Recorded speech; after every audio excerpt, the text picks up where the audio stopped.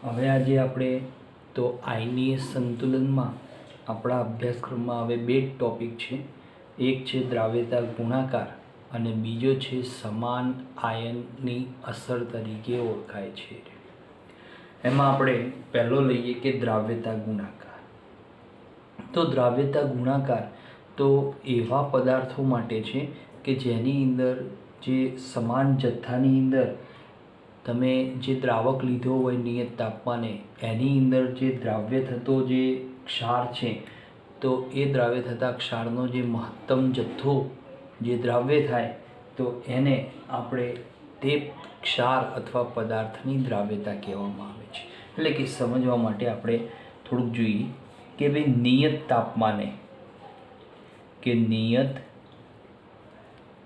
તાપમાને સમાન જથ્થાના સમાન અથવા અચળ જથ્થાના દ્રાવકમાં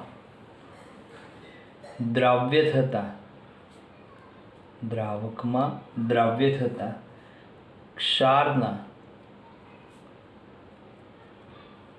મહત્તમ જથ્થાને તે ક્ષારની દ્રાવ્યતા કહે છે. તે ક્ષારની દ્રાવ્યતા કહેવાય કે નિયત તાપમાને અચળ જથ્થાના દ્રાવકમાં દ્રાવ્ય થતો ક્ષારનો મહત્તમ જથ્થો એટલે તે ક્ષારની દ્રાવ્યતા તરીકે ઓળખવામાં આવે છે. હવે આ જે દ્રાવ્યતા છે તો એ દ્રાવ્યતાને એટલે કે દ્રાવ્યતાને સંકેતમાં S વડે દર્શાવાય છે. S મીન્સ સોલ્યુબિલિટી કહીએ જેને આપણે. દ્રાવ્યતા એટલે સોલ્યુબિલિટી, તો એને સંકેતમાં S વડે દર્શાવવામાં આવે છે. એનો જે એકમ આપણે વાપરીએ છીએ તો એનો એટલે કે આ એક પ્રકારની દ્રાવ્યતા એટલે સાંદ્રતા કહેવાય કે ભાઈ દ્રાવ્યતા એટલે એને આપણે સાંદ્રતા તરીકે ઓળખીએ છીએ. તો એના એકમની વાત કરીએ તો એકમ કયો વપરાય છે? મોલર તરીકે ઉપયોગ થાય છે. એટલે કે મોલારિટીનો મોલ પ્રતિ લિટરનો ઉપયોગ કરવામાં આવતો હોય છે આ એકમ. હવે અહીંયા આપણે તો જે દ્રાવ્ય થતા જે પદાર્થો છે તો એ દ્રાવ્ય થતા પદાર્થોને એમની દ્રાવ્યતાને આધારે 3 ભાગમાં વહેંચેલા છે. એક પદાર્થ કે જેને આપણે સુદ્રાવ્ય તરીકે ઓળખીએ છીએ. હવે સુદ્રાવ્ય એટલે એવું કહેવાય કે જે પદાર્થોની પાણીમાં દ્રાવ્યતા 0.1 મોલર હોય તો તેને સુદ્રાવ્ય પદાર્થ કહેવાય છે. બરાબર. તો જે પદાર્થો એની પાણીમાં જે દ્રાવ્યતાની વાત કરીએ તો એ કેટલી હોય? 0.1 મોલર જેટલી હોય તો એ પદાર્થોને સુદ્રાવ્ય કહેવાય છે. જેમ કે ઉદાહરણ તરીકે વાત કરીએ કે ભાઈ NaCl, KCl, બરાબર, NaOH, પછી છે KOH, બીજો પદાર્થ લઈએ HCl વગેરે. આ બધા પદાર્થોની દ્રાવ્યતા કેવી છે? 0.1 મોલર છે. એટલા માટે બીજો પ્રકાર પડે છે તો એને આપણે અદ્રાવ્ય તરીકે ઓળખવામાં આવે છે.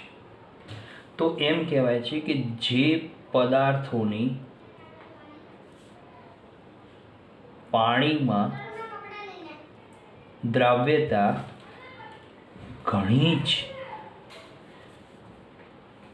ઓછી, એટલે કૌંસમાં હું લખું છું નહિવત, તો તેને અદ્રાવ્ય પદાર્થો કહેવાય છે. કે જેની પાણીમાં દ્રાવ્યતા નહિવત એટલે બિલકુલ પડ્યા જ રહેતા હોય અથવા તો બહુ જ ઓછી હોય અતિશય ઓછી, તો એમને અદ્રાવ્ય પદાર્થો તરીકે ઓળખાય છે.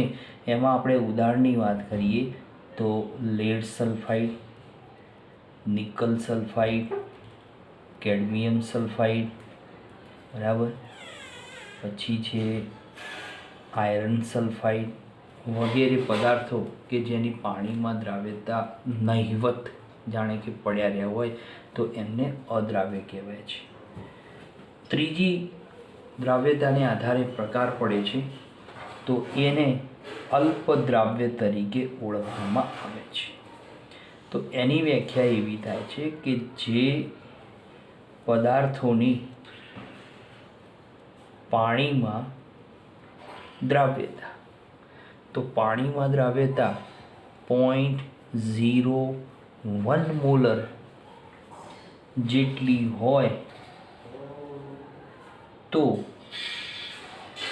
તેને અલ્પ દ્રાવ્ય પદાર્થો તરીકે ઓળખવામાં આવે છે. તો એમની પાણીમાં દ્રાવ્યતા કેટલી હોય? 0.01 મોલર જેટલી હોય, બરાબર, અથવા તો ઓછી, મોલરથી ઓછી કે તેના જેટલી હોય તો તેને અલ્પદ્રાવ્ય તરીકે ઓળખાય. તો અલ્પદ્રાવ્યની અંદર વાત કરીએ ઉદાહરણમાં તો ભાઈ lead sulphate, calcium sulphate, Ca3PO4 twice calcium phosphate, બરાબર, કેલ્શિયમ ફ્લોરાઇડ વગેરે પદાર્થો એ બધા અલ્પદ્રાવ્ય પદાર્થો તરીકે ઓળખવામાં આવતા હોય છે. બીજો ગુણધર્મ છે કે આ જે પણ પદાર્થો છે ચાહે સુદ્રાવ્ય હોય કે અલ્પદ્રાવ્ય હોય તો એ દરેક પદાર્થો એટલે કે પદાર્થોની દ્રાવ્યતાનો આધાર તેમની લેટિસ એન્થાલ્પી અને તો બીજી છે જલીયકરણ એન્થાલ્પી. જલીયકરણ એન્થાલ્પી પર આધાર રાખે છે, બરાબર. તો પદાર્થોની દ્રાવ્યતાનો આધાર તો એ બે મુખ્ય એન્થાલ્પી, એમની લેટિસ એન્થાલ્પી અને જલીયકરણ એન્થાલ્પી ઉપર આધાર રાખવામાં આવે છે. એવું કહેવાય છે કે જલીયકરણ enthalpy is greater than lattice enthalpy તો પાણીમાં એની દ્રાવ્યતા વધી જાય છે કે ભાઈ પદાર્થની જલીયકરણ enthalpy is greater than lattice enthalpy તો તેની પાણીમાં દ્રાવ્યતા વધુ હોય છે. તો જે પદાર્થોની જલીયકરણ એન્થાલ્પીનું મૂલ્ય લેટિસ એન્થાલ્પી કરતાં વધુ હોય તો એમની પાણીમાં દ્રાવ્યતા કેવી થાય છે?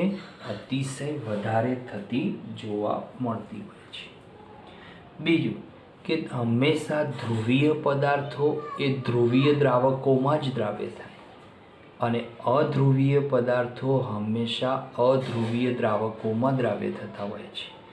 તો ધ્રુવીય પદાર્થ ધ્રુવીય દ્રાવકમાં, અધ્રુવીય પદાર્થ અધ્રુવીય દ્રાવકની અંદર એ પોતે દ્રાવ્ય થતા હોય છે. હવે આપણે કે ભાઈ દ્રાવ્યતા ગુણાકાર, બરાબર, તો એને આપણે દર્શાવવા માટે તો એનો જે સંકેત છે કે ભાઈ દ્રાવ્યતા ગુણાકાર, તો એને દર્શાવવા માટે અચળાંક છે એટલે એને KSP તરીકે ઓળખવામાં આવે છે. KSP એટલે કે સોલ્યુબિલિટી ઓફ પ્રોડક્ટનો અચળાંક K એટલે એને KSP વડે દર્શાવવામાં આવે છે. હવે અહીંયા અલ્પદ્રાવ્ય પદાર્થો છે કે જેમની દ્રાવ્યતાનું પ્રમાણ ઓછું છે એટલે કે એનો અર્થ એમ થયો કે અમુક ભાગ દ્રાવ્ય થતો હોય છે, બાકીનો ભાગ દ્રાવ્ય થયા વગરનો પડ્યો રહે છે. તો એના આધારે આપણે KSPના સૂત્રો, તો KSPના જે સૂત્રો છે તો એ દરેક પદાર્થના અણુસૂત્ર ઉપર આધાર રાખે છે. કઈ રીતે આધાર રાખે? તો એમાં આપણે એનો પ્રકાર લઈએ. તો પહેલો પ્રકાર છે તો એમ કહીએ કે જો ક્ષારમાં 1:1 પ્રમાણ હોય તો, બરાબર, તો 1:1 પ્રમાણ એટલે કે ઉદાહરણ તરીકે લઈએ સિલ્વર ક્લોરાઇડ, સિલ્વર બ્રોમાઇડ, બરાબર, barium carbonate, lead sulphate, calcium sulphate, zinc sulphide, lead sulphide, બરાબર, આયરન સલ્ફાઇડ. પછી આપણે બીજા ઉદાહરણોમાં થોડાક મૂકીએ તો આવશે બેરિયમ સલ્ફેટ, BaSO4, બરાબર, વગેરે વગેરે વગેરે. હવે તમે સમજો, આ બધા ક્ષાર છે. આ ક્ષારની અંદર એમાં દરેકનું પ્રમાણ કેવું છે? 1:1 પ્રમાણ છે. 1:1 કઈ રીતે? કે ધારો કે AgCl છે, બરાબર, AgClમાં Ag પ્લસ Cl માઇનસ એટલે થઈ ગયું 1:1 પ્રમાણ. 1 મોલ ધન આયન, 1 મોલ ઋણ આયન. ચલો બેરિયમ કાર્બોનેટ લઈએ ઉદાહરણ તરીકે, તો Ba+2 CO3 -2, તો શું થયું? Ba+2નો 1 મોલ અને CO3 -2નો પણ 1 મોલ એટલે 1:1 પ્રમાણ થયું. ચલો બેરિયમ સલ્ફેટ લઈએ ઉદાહરણ તરીકે, તો PbSO4, CaSO4, BaSO4 આ બધાના, તો આની અંદર તમે જુઓ Ba+2 SO4 -2 1 મોલ ધન આયન ઋણ આયન થયું. આમાં Zn+2 S -2, Pb+2 S -2, તો બધામાં પ્રમાણ કેવું છે? 1:1 પ્રમાણ છે. તો 1:1 પ્રમાણ ધરાવતા આ બધા ક્ષારો છે તો એમનો દ્રાવ્યતા ગુણાકાર એટલે KSPનું સૂત્ર થશે S² કહેવાય છે. જ્યાં S એટલે એને આપણે હમણાં જ વાત કરી, દ્રાવ્યતા અથવા તો સાંદ્રતા વડે દર્શાવવામાં આવે છે, જે આપણે આગળ સમજી ગયા. અહીંયા ટોપિક મૂકેલો છે. તો KSP બરાબર S². S² એટલે 1 મોલ ધન આયનની સાંદ્રતા એટલે કે દ્રાવ્યતા S અને 1 મોલ ઋણ આયનની દ્રાવ્યતા પણ S. તો S ગુણ્યા S એટલે S² થશે. ચલો બીજો પ્રકાર છે. તો બીજા પ્રકારમાં એવું કહેવાય છે કે જો ક્ષારમાં 1:2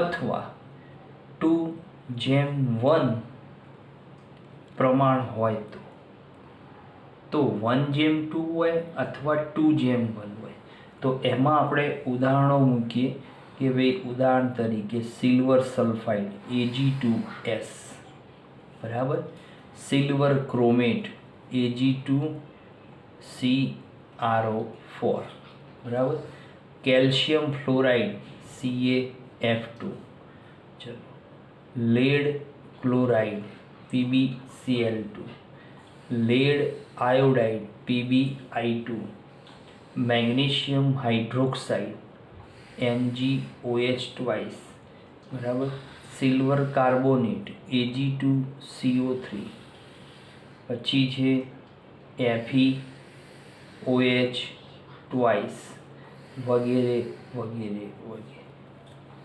તો હવે આ મેં એવા ઉદાહરણ મૂક્યા છે કે જેમાં કેવું પ્રમાણ છે?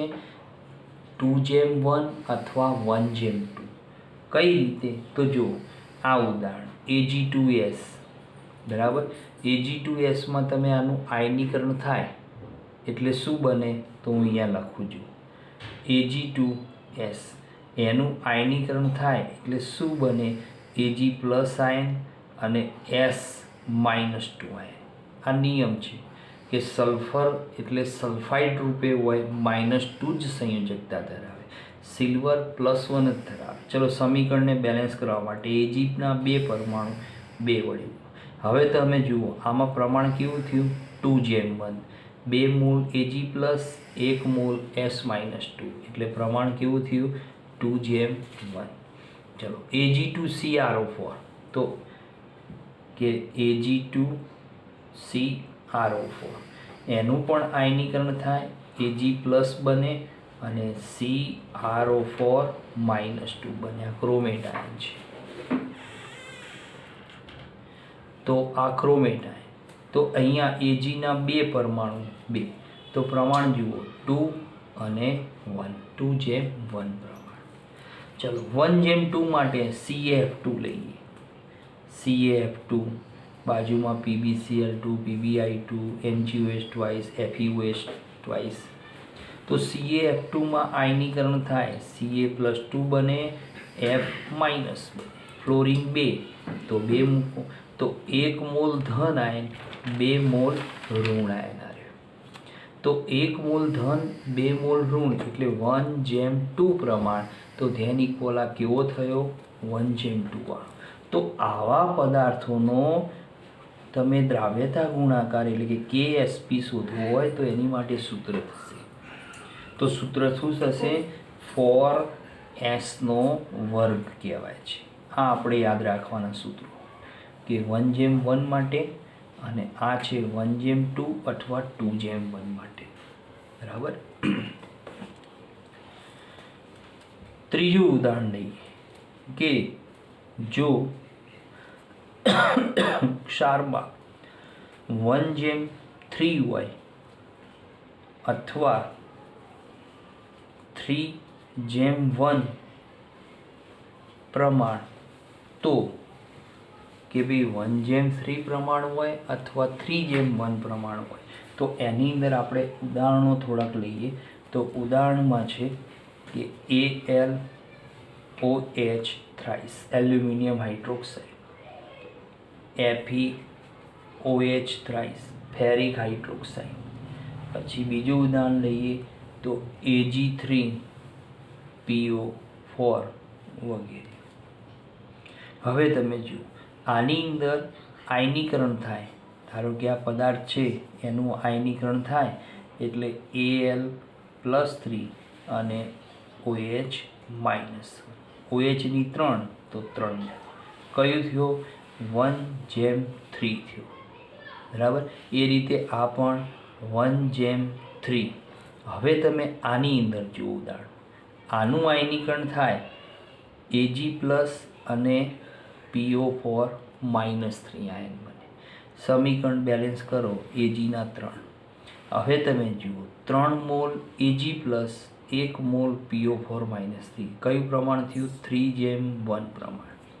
તો આવા જે ક્ષારો છે કે જેમાં 1:3 અથવા 3:1 પ્રમાણ હોય તો એમનો KSP શોધવાનું સૂત્ર એટલે કે દ્રાવ્યતા ગુણાકાર શોધવાનું સૂત્ર થશે 27S⁴. બરાબર. S એટલે દ્રાવ્યતા એટલે સાંદ્રતા કહેવાય છે.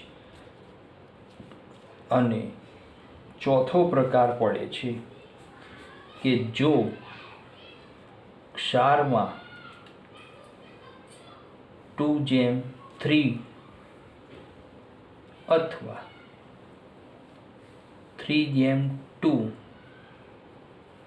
પ્રમાણ તો એની માટે આપણે ઉદાહરણ મૂકીએ કે ભાઈ બિસ્મથ સલ્ફાઇડ Bi2S3 બરાબર, antimony sulphide Sb2S3, Ca3PO4 twice વગેરે ઉદાહરણો.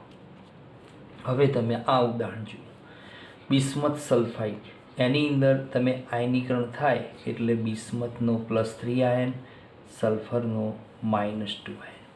સમીકરણ બેલેન્સ કરવા માટે બિસ્મથ 2 તો 2 વડે ગુણો, સલ્ફર 3 3 વડે. તો હવે તમે જુઓ પ્રમાણ કેવું થયું 2:3. 2 મોલ ધન આયન, 3 મોલ ઋણ આયન. બરાબર.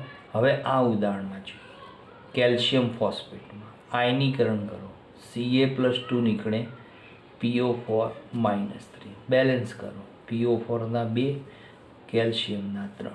તો પ્રમાણ જુઓ ધન આયન 3 મોલ, ઋણ આયન 2 મોલ. તો પ્રમાણ કયું થયું 3:2. આમાં 2:3, આમાંય પણ 2:3. તો આવા પદાર્થો હોય ક્ષારરૂપી તો એમનો દ્રાવ્યતા ગુણાકારનું સૂત્ર તો 108 S ની 5 ઘાત KSP બરાબર 108 ઇન્ટુ S ની 5 ઘાત વડે એને દર્શાવવામાં આવે છે. બરાબર. તો 4 પ્રકારના અલ્પદ્રાવ્ય જે ક્ષારો છે એમનો દ્રાવ્યતા ગુણાકાર શોધવાનું સૂત્ર. તો આ સૂત્ર તમે 1:1 પ્રમાણ, 1:2 અથવા 2:1, 1:3 અથવા 3:1 અને 2:3 અથવા 3:2 પ્રમાણ ધરાવતા હોય તો એમના KSPનું સૂત્ર તમારે આ રીતે યાદ રાખવાનું છે. બરાબર. કેમ કે દર વખતે આપણે કંઈ સૂત્ર શોધવા બેસવાનું નથી. હવે એની અંદર તો આ જે સૂત્રોનો ઉપયોગ કરીએ છીએ એટલે કે KSPનો જે ઉપયોગ કરીએ છીએ તો એનો ઉપયોગ ક્યાં ક્યાં થાય છે. તો આપણે સેકન્ડ ટોપિક લઈએ કે ભાઈ દ્રાવ્યતા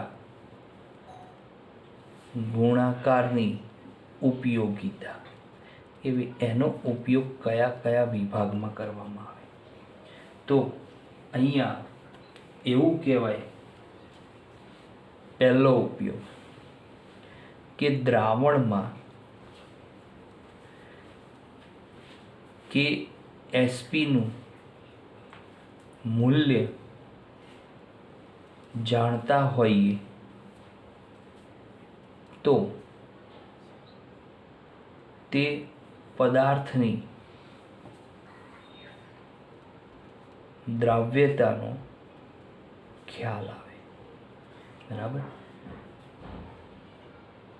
એટલે કે કોઈ પણ દ્રાવણમાં જે પદાર્થ દ્રાવ્ય થયો છે એ પદાર્થ એમના KSPનું મૂલ્ય આપણે જો જાણતા હોઈએ એટલે કે દ્રાવ્યતા ગુણાકારનું મૂલ્ય તો એ પદાર્થની દ્રાવ્યતાનો ખ્યાલ સમજાવી શકાય છે.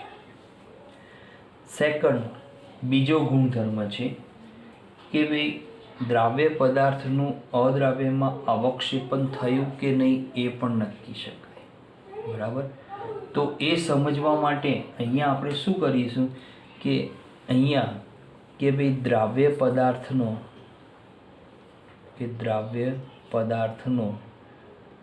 દ્રાવ્યતા ગુણાકાર અને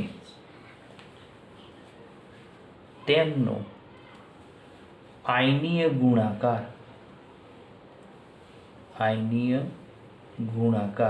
ચલો દ્રાવ્યતા ગુણાકાર એટલે KSP અને આયનીય ગુણાકાર એટલે સંકેત કહેવાય છે, IP કહેવાય છે, આયોનાઇઝેશન પ્રોડક્ટ. બરાબર. તો આયનીય ગુણાકાર. તો દ્રાવ્યતા ગુણાકાર અને એમનો આયનીય ગુણાકાર દ્વારા પદાર્થનું અવક્ષેપન થયું કે નહીં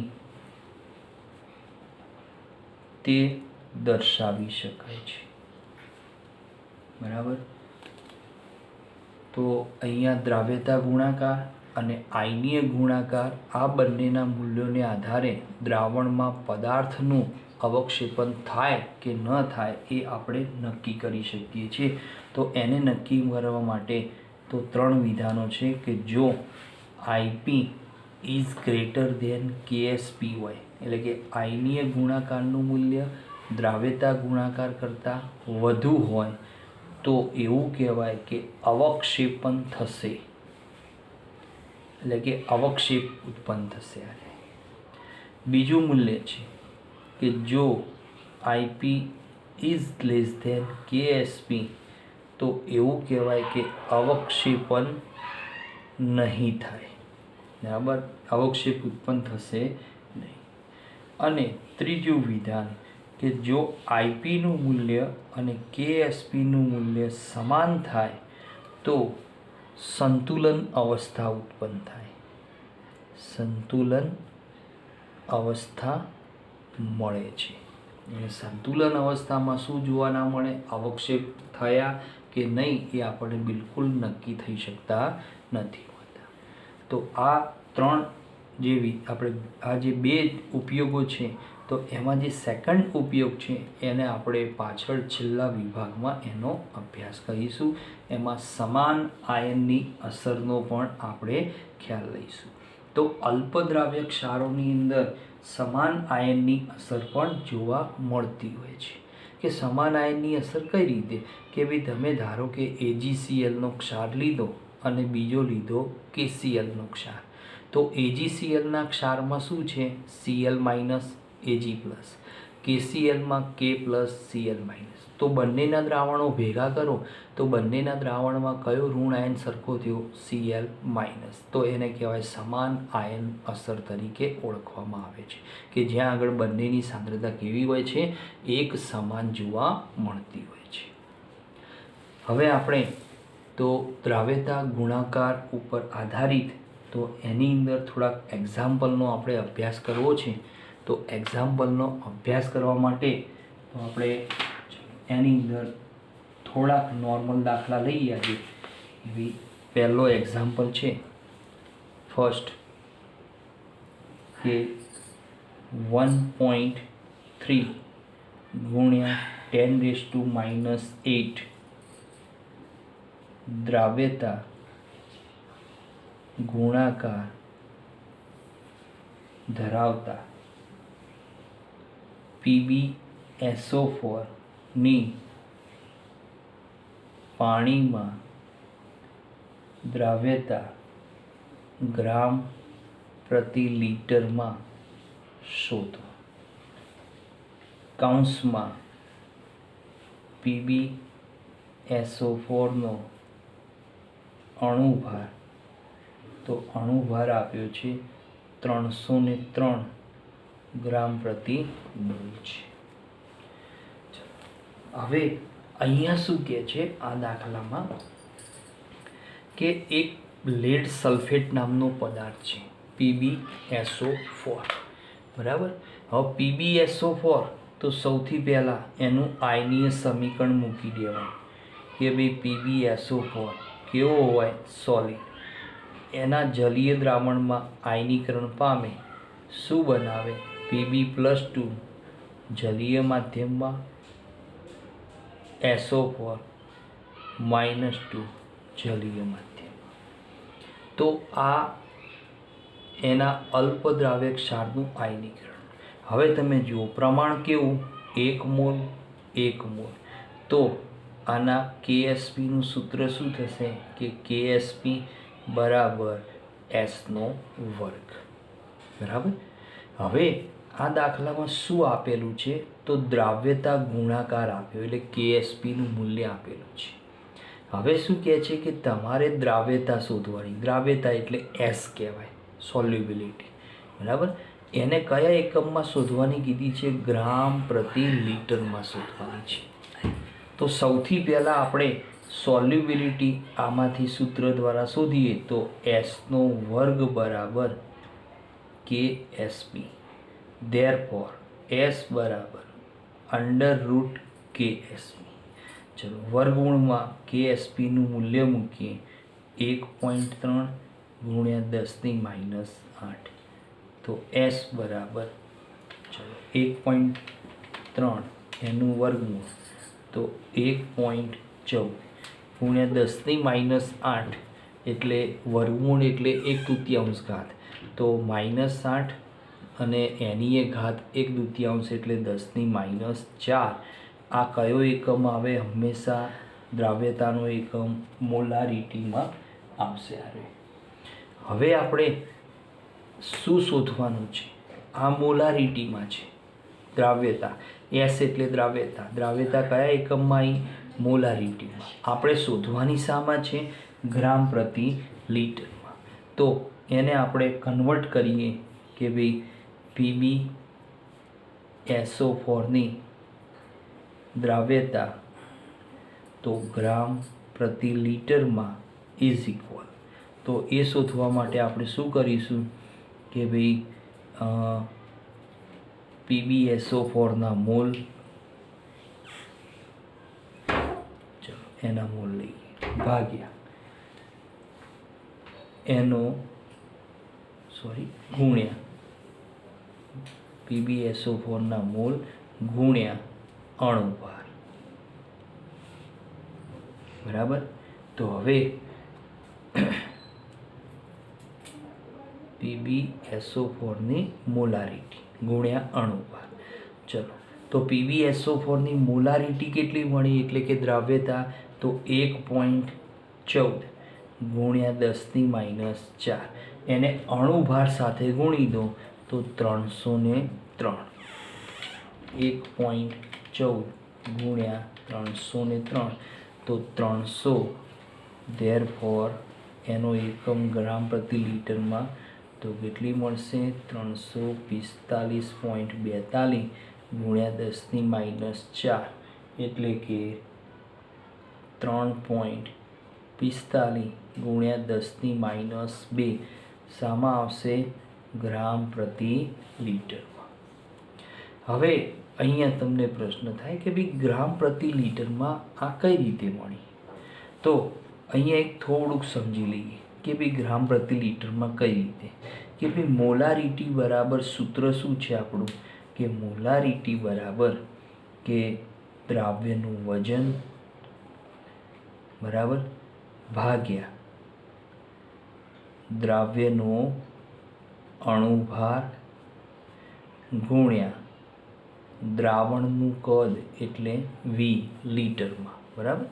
હવે તમે જુઓ કે મોલારિટી, તો આ દાખલામાં આપણે દ્રાવ્યતા મોલારિટીમાં આવી ગઈ. હવે વજન, બરાબર, વજન ભાગ્યા અણુભાર, દ્રાવ્ય પદાર્થનો વજન ભાગ્યા અણુભાર, એટલે એને શું કહેવાય દ્રાવ્યના મોલ કહેવાય, અને ભાગ્યા એનું કદ, તો એનું કદ એટલે લીટરમાં ભાગ્યા લીટર, બરાબર. તો શું થયું દ્રાવ્યના મોલ પ્રતિ લીટર થઈ ગયા, બરાબર. કોના બરાબર મોલારિટી બરાબર. તો દ્રાવ્યના મોલ પ્રતિ લીટર એટલે મોલારિટી, તો મોલારિટીનું મૂલ્ય આપણી પાસે છે.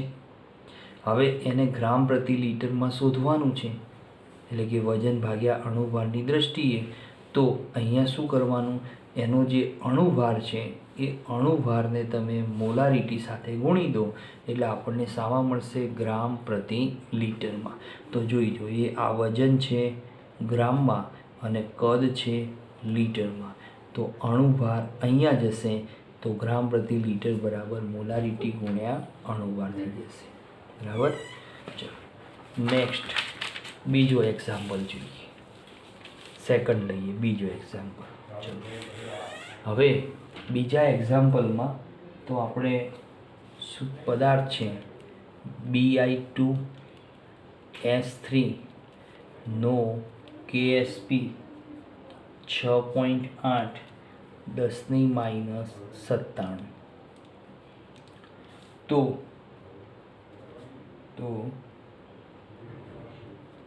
દ્રાવ્યતા મોલ પ્રતિ 500 ml માં કેટલી.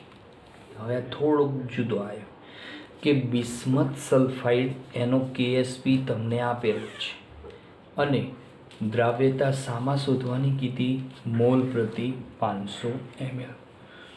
તો આની અંદર શોધવા માટે તો આપણે શું કરીશું, સૌથી પહેલાં બિસ્મથ સલ્ફાઇડ તો Bi2S3 એનું આયનીકરણ બતાવીએ તો શું બનશે Bi+3 જલીય માધ્યમમાં, S-2 જલીય માધ્યમમાં, 2 મોલ બિસ્મથ 3 મોલ સલ્ફર.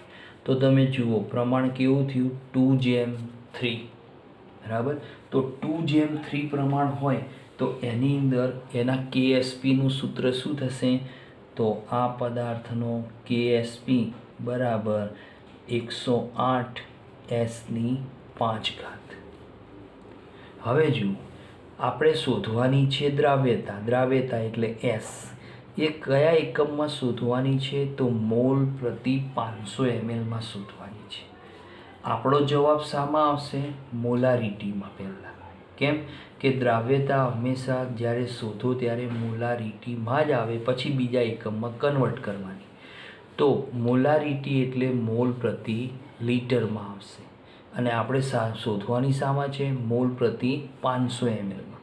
તો સૌથી પહેલાં આની અંદર એસને કરતાં કરીએ તો એસની 5 ઘાત બરાબર કેએસપી ભાગ્યા 108।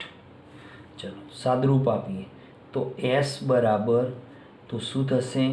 અહીંયા એસની 5 ઘાત, ચલો કેએસપી લઈએ 6.8 10⁻97 ભાગ્યા 108। ચલો 6.8 ભાગ્યા 108 ધેન ઇક્વલ 0.063 બરાબર, આટલું એનું મૂલ્ય આવ્યું। હવે 6296 લઈ લઈએ, કારણ કે દશાંશ સ્થળવાળું મૂલ્ય છે। તો 0.06296 ગુણ્યા 10ની કેટલી ઘાત? 97 ઘાત માઇનસમાં, બરાબર। હવે આ મૂલ્ય કોના બરાબર આવ્યું? એસની 5 ઘાત બરાબર આવ્યું, બરાબર। હવે તમે જુઓ, હું 5 ઘાતને દૂર કરવી હોય તો પંચમૂળ લેવું પડે। જેમ વર્ગને દૂર કરવા વર્ગમૂળ હોય એ રીતે 5 ઘાત હોય તો એને પંચમૂળ વડે દૂર કરવાનું। તો અહીંયા બે બાજુ પંચમૂળ લઈએ તો અહીંયા અંદરમાં શું આવશે? અંડર પંચમૂળ, બરાબર। વર્ગમૂળ હોય તો 2 લખીએ તો 0.06296 ગુણ્યા 10⁻97। હવે તમે અહીંયા જુઓ, પંચમૂળ એટલે 1/5 ઘાત। ચલો આનું તો પંચમૂળ આપણે શોધીએ, પણ આ જે પદાર્થ છે આ રહ્યું, બરાબર। તો આનું મૂલ્ય આપણે કોઈ દિવસ કશાથી શોધી શકાય નહીં। તો આપણે શું કરીશું કે -97 છે ને, તો એને જગ્યાએ એવું મૂલ્ય લાવીએ કે જેને 5 વડે ભાગી શકાય। તો -97ની જગ્યાએ આપણે 100 કરી દઈએ એટલે 5 વડે ભાગી શકાય। તો અહીંયા ચલો પંચમૂળમાં તો કેટલા પોઈન્ટ? 1 2 ને 3 પોઈન્ટ ખસીએ એટલે 62.96 ગુણ્યા 10⁻100 થઈ ગયું। ચલો હવે સાદુરૂપ આપીએ। સાદુરૂપમાં તો પંચમૂળમાં 62.96 ગુણ્યા 10⁻100ની 1/5 ઘાત, 10⁻100 એની 1/5 ઘાત। ચલો આનું સાદરૂપ તો આવી જશે, 5 વડે ભાગો એટલે 10⁻20 થઈ જશે। હવે આનું સાદરૂપ તો પંચમૂળ આપણે શોધવા માટે લોગનો ઉપયોગ કરીશું। તો લોગનો ઉપયોગ કરવા માટે આપણે એની અંદર ચલો અહીંયા કે આપણે મૂલ્ય કોનું શોધવું છે કે ધેરફોર પંચમૂળમાં 62.96, તો એનું મૂલ્ય શોધવા માટે આપણે આ રીતે લખીએ 62.96ની 1/5 ઘાત। હવે આનો શું લઈએ? લોગ લેવાનો। ચલો આનો લોગ લઈએ તો લોગ 62.96 એની 1/5 ઘાત।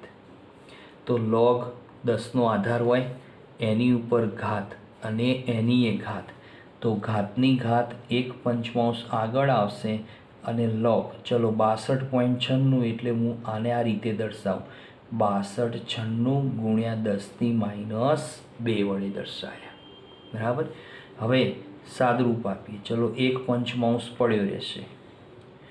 હવે અહીંયા આની અંદર તો લોગ 6296 વત્તા લોગ 10⁻2 ઘાત। ચલો સાદરૂપમાં 1 પંચમાંશ 12 મૂકી રાખીએ. ચલો 62 96 એટલે કેટલા આંકડા છે? 4 આંકડા. એટલે 1 અંક કાપી નાખો એટલે 3 પોઈન્ટ. હવે 62 9 6 એનો લોગ જોવામાં આવે તો એનો લોગ મળશે 79 91. તો એનો લોગ કેટલો મળે છે? 79 ને 91. ચલો આનો લોગ -2 થઈ જશે કારણ કે ઘાતની ઘાત આગળ આવે ને લોગ 10 એટલે 1 થઈ જાય. સાદુરૂપ આપીએ તો 1 પંચમાંશ કૌંસમાં તો 3.79 માંથી -2 બાદ કરીએ. 79 -2 તો 1.79 એને ભાગ્યા 5 તો કેટલો મળશે? 0.3598 મળે. ચલો આ શું આવ્યો? લોગ બરાબર આવ્યો. હવે લોગનું મૂલ્ય છે એટલે એને એન્ટી લોગ કરી દેવું પડે, બરાબર? કેમ કે આમાં આપણે લોગનું આ મૂલ્ય વાપરી શકાય નહીં. તો આનો એન્ટી લોગ, તો એન્ટી લોગ લેવામાં આવે કોનો? 0.3598નો. તો 0.3598નો એન્ટી લોગ લઈએ, બરાબર? તો આ આખું જે મૂલ્ય છે આ રહ્યું, આનું મૂલ્ય બરાબર કેટલું આવ્યું? 0.3598. તો જો સમજી લો કે 0.3598 એ આના બરાબર આવ્યું. કોના બરાબર? આના બરાબર. તો આની આગળ લોગ છે એને દૂર કરવો પડે કેમ કે આપણે તો આટલાનું જ મૂલ્ય લેવું છે આરે. તો આપણે લોગ દૂર કરીએ. તો લોગ દૂર કરવા માટે એન્ટી લોગ મૂકો. તો આ એન્ટી લોગ 0.3598.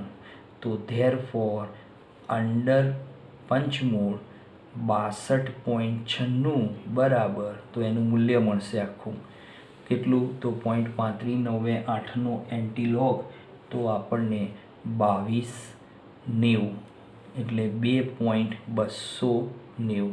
ચલો આ મૂલ્ય શું મળ્યું? પંચમૂળનું મૂલ્ય, બરાબર? તો યાદ રાખો પંચમૂળ હોય તો આપણી પાસે કોઈ જ રસ્તો નથી કેમ કે કેલ્ક્યુલેટરથી એ શોધાય નહીં. ઘનમૂળ હોય તો શોધી શકાય, બરાબર? એ આપણે શીખવાડીશ તમને. તો પંચમૂળમાં આ જ પદ્ધતિ તમારે લાવવી પડે. તો આ મૂલ્યને હવે અહીંયા મૂકી દઈએ. તો મૂલ્ય આટલાનું મૂલ્ય કેટલું મળ્યું? તો 2.290 ગુણ્યા 10⁻20 કોના બરાબર? સોલ્યુબિલિટી એટલે કે દ્રાવ્યતા બરાબર. આનો એકમ શું થશે? મોલર એટલે મોલ પ્રતિ લિટર, બરાબર? આ એકમ કયો કહેવાય? મોલ પ્રતિ લિટર. હવે આપણે જુઓ આપણે એક શામાં શોધવાની છે? મોલ પ્રતિ 500 ml માં શોધવાની છે. તો આપણે અહીંયા સાદરૂપ આપીએ કે ભાઈ 1 લિટર પ્રતિ લિટર એટલે 1 લિટર. 1 લિટર એટલે કેટલા કહેવાય? 1000 ml માં દ્રાવ્યના મોલ બરાબર કેટલા? તો 2.290 ગુણ્યા 10⁻20. તો આપણે કેટલા mlમાં શોધવાની છે? 500 mlમાં શોધવાની છે. તો ધેરફોર 500 mlમાં દ્રાવ્યના મોલ તો તમને અહીંયા 500 ગુણ્યા 2.290 ગુણ્યા 10⁻20 ભાગ્યા 1000. ચલો સાદરૂપ આપો એટલે તમને આના મોલ પ્રતિ 500 mlમાં તો 1.145 ગુણ્યા 10⁻20 મોલ પ્રતિ 500 mlમાં. આ તમારો ફાઇનલ જવાબ મળી ગયો, બરાબર? તો આપણો એકમ શામાં આવ્યો તો મોલ પ્રતિ લિટરમાં. પ્રતિ લિટર એટલે 1 લિટર. 1 લિટર એટલે 1000 ml. તો 1000 mlમાં એના દ્રાવ્યના મોલ આટલા. અરે તો 500 mlમાં કેટલા? એટલે સાદરૂપ આપો તો મોલ પ્રતિ 500 mlમાં એના મોલ કેટલા? દ્રાવ્યતા કેટલી મળશે? 1.145 ગુણ્યા 10⁻20 મળે છે, બરાબર? હવે આપણે થોડાક બીજા દાખલા તો આપણે નેક્સ્ટ પિરિયડમાં લઈશું અને પછીના પિરિયડમાં સમાન આયન અસર અને એના દાખલા એટલે તમારું ચેપ્ટર લગભગ 3 પિરિયડમાં પૂરું થશે.